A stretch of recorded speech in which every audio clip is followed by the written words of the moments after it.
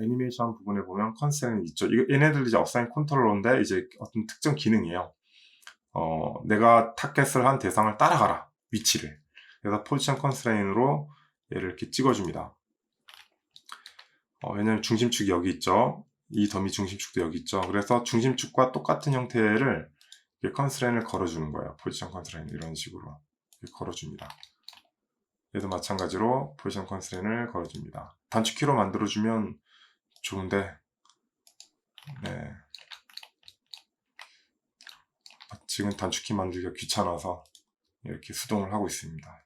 네, 포지션 컨트롤 이렇게. 자, 이렇게 컨스트레인을 연결을 해요. 마찬가지로 아래도 연결해야겠죠. 자, 이렇게 컨스트레인을 연결하게 되면 어떤 일이 벌어지냐면 얘를 이제 자꾸 움직이면 이렇게 따라와요. 그쵸? 따라오죠. 근데 뭔가 따라온 것 같긴 한데 스트레치도 되긴 한데 제가 원하던 모양이 만들어지지 않았어요. 그쵸? 이렇게 위치는 따라왔는데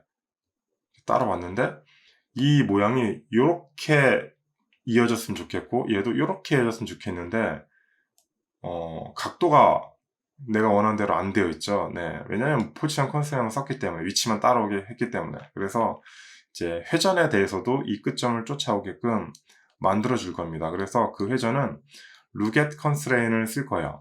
루겟 컨스트레인. 예를 들면 제가 얘를 이렇게 이동시켰죠. 그러면 이 본은 이 더미를 이렇게 쳐다보게 하고 싶은 거예요. 그럴 때 쓸 수 있는 가장 유용한 기능이 루겟 컨스트레인입니다.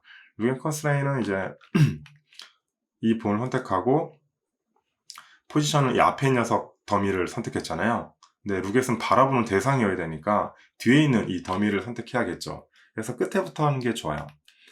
자, 끝에부터 선택해가지고 앞에부터 해보실 분을 해보세요. 네, 제가 왜 끝에부터 하는 게 좋다는지 이해를 하실 겁니다.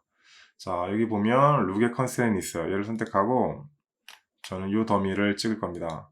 그럼 얘를 이렇게 쳐다보게 되고 그렇게 쭉 선이 나오죠.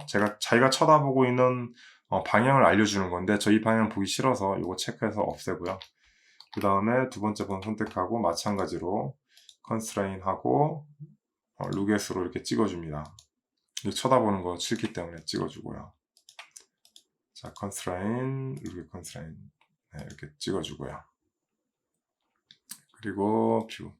자, 이렇게 찍어주는 과정에서 축이 바뀌었어요. 그러니까 이렇게 뒤집혔을 겁니다. 제가 분명히 이 핀이 있는 곳을 위로 향하게 했는데 연결했더니 이쪽 방향을 가리키는 쪽으로 바뀌었어요.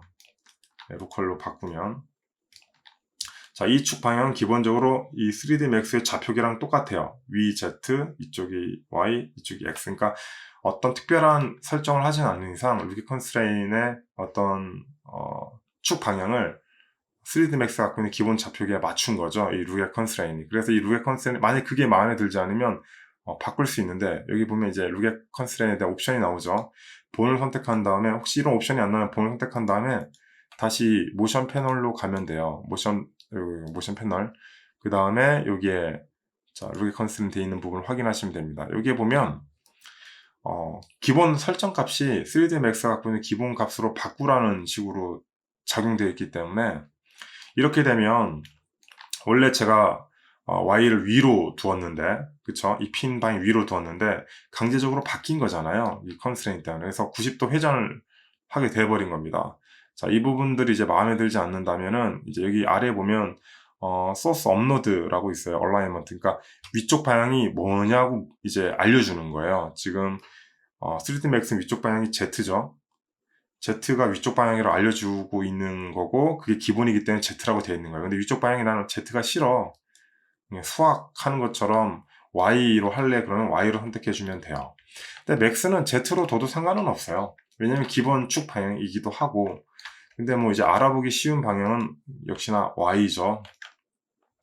네, X, Y를 이런 식으로 만들어 두는 게 알아보기 쉽기 때문에 저는 이 업로드 방향을 Y로 둘 겁니다. Z라도 상관없어요. 전혀 문제가 안 생깁니다. 네. 물론 거기에 맞게끔 셋업을 하긴 해야겠지만 자 이렇게 두고 이제 얘를 움직여 보면 자 보시는 것처럼 이렇게 돼요. 네. 자 이렇게 따라오죠. 회전도 되고요. 근데 요게 이제 문제가 있을 수 있겠는데, 지금 너무 이렇게 옆으로 가버리면 사실 이렇게 옆으로 갈 일은 없어요. 눈 범주상. 근데 이 이상 가버리면 이렇게 급작스럽게 회전이 일어나죠. 네, 축 하나가 갑자기 사라진 건데, 만약에 저런 부분도 마음에 들지 않는다면 뭐 별도의 셋업을 더 해야 돼요. 근데 지금은 제가 여기까지 이 이상 침투하지 않을 거기 때문에 상관은 없습니다. 마찬가지로 아래에 있는 녀석들도 똑같이 해줘야 돼요. 네, 이 녀석들도 마찬가지로 컨스트라인해서 포지션 컨스트라인을 이 앞쪽에 이 녀석이 이제 각각 걸어줘야 되고요. 컨스트라인, 포지션 컨스트라인 걸어줘야 되고요.